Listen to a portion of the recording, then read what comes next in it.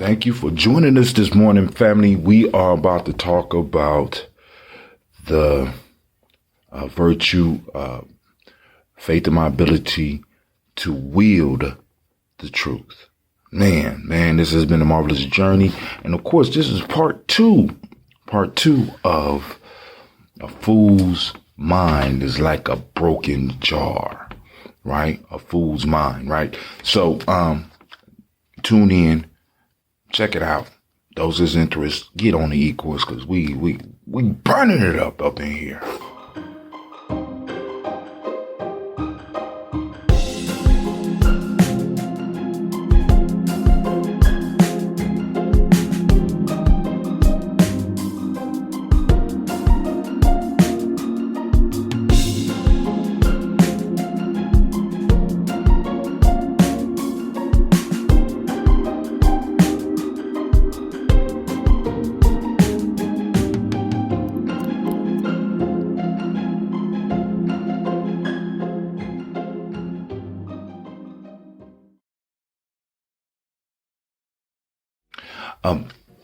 The mind of a fool is like a broken jar.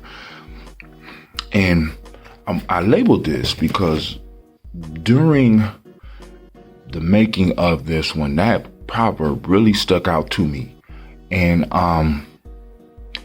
it lines up with faith in my ability, because if you notice the last three, faith in my ability, faith in my master's ability, faith in my ability to assimilate truth, and faith in my ability to wield the truth. Now, all of these rest on the fact of having faith in ability, not persons, not things. Do you have faith in your ability to wield the truth? Now, when we're wielding the truth, we're doing a special type of magic. You know what I'm saying? I know that might scare a few of y'all, but it's a special type of magic. And it's real magic. It's being able to warp, in a sense, or wield what's real. A lot of people are wielding things that are not real. They're teaching things that are not real. They're teaching illusions. And people are getting caught up in the illusion aspect of it, rather than getting caught up in the lessons behind it.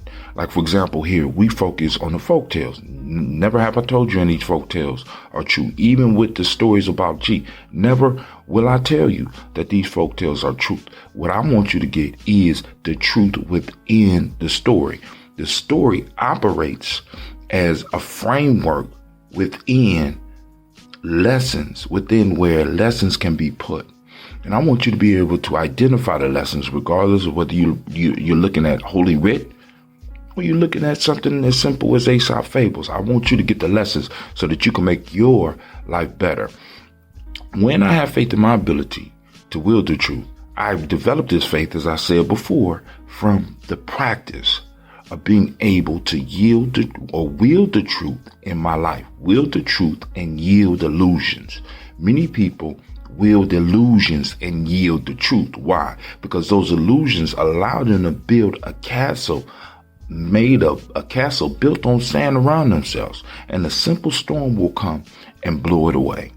Reality, when you use and you structure your life in reality, when you structure your life in what's real, right? You build a fortress that can last throughout time. You build yourself a pyramid rather than a hut. And I want you, and those of you that's taking this Ecourse, to build pyramids. I don't want you to build huts. You know what I'm saying? I want you to build things that will last throughout time. And when you're wielding the truth, you are wielding something that has been here since the beginning.